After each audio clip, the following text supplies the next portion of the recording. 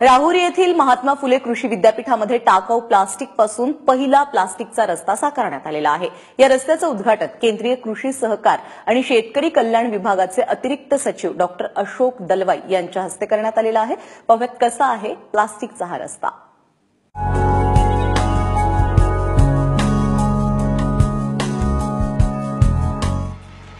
डांबर आणि खडीचा वापर करून रस्ता बनवणं ही काही नवीन गोष्ट नाही। मात्र राहुरी कृषी विद्यापीठात तयार करण्यात येणाऱ्या रस्त्यांची गोष्ट काही वेगळीच आहे, कारण या रस्त्यांसाठी डांबराबरोबरच प्लास्टिकचा सुद्धा वापर करण्यात आलाय। राहुरी कृषी विद्यापीठ प्लास्टिक मुक्त करण्याचा संकल्प कुलगुरू डॉक्टर के विश्वनाथा यांनी सोडला आहे आणि त्याच संकल्पनेतून जन्माला आली प्लास्टिकच्या रस्त्याची कल्पना। पिछले 15 महीने में कलेक्ट किया टन्स ऑफ बहुत सारे प्लास्टिक को एक जगह इकट्ठे कर रहे थे। उसके लिए हमने सोचा इसको यूज करके प्लास्टिक रोड बनाने में, ये रोड में टार डांबर के बदले 10% 8 to 10% इस्तेमाल कर सकते हैं। गेल्या वर्षभरापासून राहुरी कृषी विद्यापीठाचे विद्यार्थी आणि कर्मचारी प्लास्टिक गोळा करतात। त्यासाठी आठवड्यातला एक ठराविक दिवस फक्त प्लास्टिक गोळा करण्यासाठी निश्चित करण्यात येतो।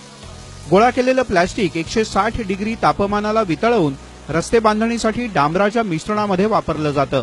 प्लास्टिक वेस्ट आहे, बॉटल्स आहे, बॅग्स आहे आणि प्लास्टिक पिशव्या आहे, ते वेगळ्या वेगळ्या ज्या साईजमध्ये असतात, त्याच्यामुळे लोकांनी जे वापरून ते फेकलेले असतात ते बॉटल, त्याची काय उपयोग होत नाहीये कुठल्या याच्यात। त्या डांबरीची जेवढं 10% प्रमाणे बाय वेट जे डांबर जी 1 टन लागत असेल आणि त्या 10 टन म्हणजे 100 किलो आपण त्याच्यामध्ये मिक्स करतो। त्या ह्याच्यामध्ये डांबरी मिक्स केल्यामुळे ते एक जीव होतात, त्याच्यामुळे आपण डांबर प्रोडक्ट जो आहे म्हणजे रोडसाठी तयार होतो, ते तयार करून आपण ते 2 रोड तयार करून घेतो।